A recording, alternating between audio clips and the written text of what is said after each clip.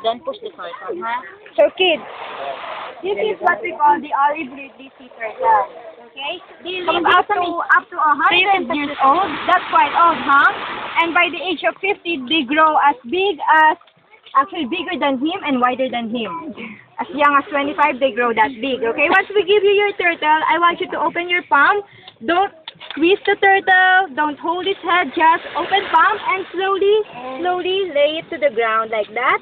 And let him crawl, okay? Once we release the turtle, we have to clear this area so you won't step on them, okay? And you have to watch out really carefully. As soon as they hit the water, they start swimming really fast, okay? And one thing you have to know about these sea turtles, if we release 100 today, only about 1 will survive and grow big. That's because some people eat them, and some animals in the sea, they eat them too, okay? So are you ready? Make sure you sit down and find your space, and then we'll give you your turtle. Then you sit down. Give us a little gift first. Ano nyo lang dito? So dingin.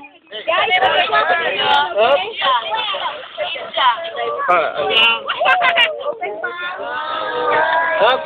Oh, kanya ko ulit, kuya. Ano lang natin yung mga iba? Up. Down. Nauna yung akin. Wow, racing. Oh, dahil nga nanalo yung akin.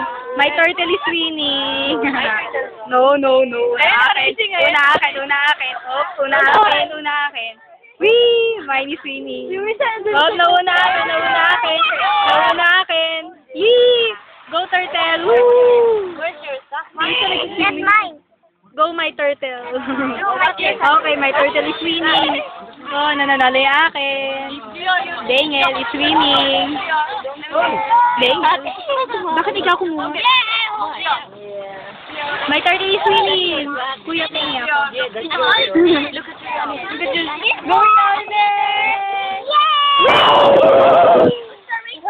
Mami, isama mo.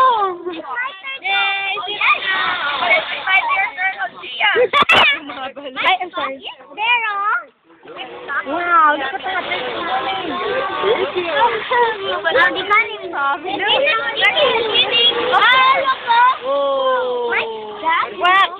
Wax no more.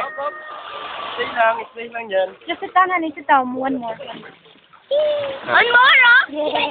One more. What's that one? Mine is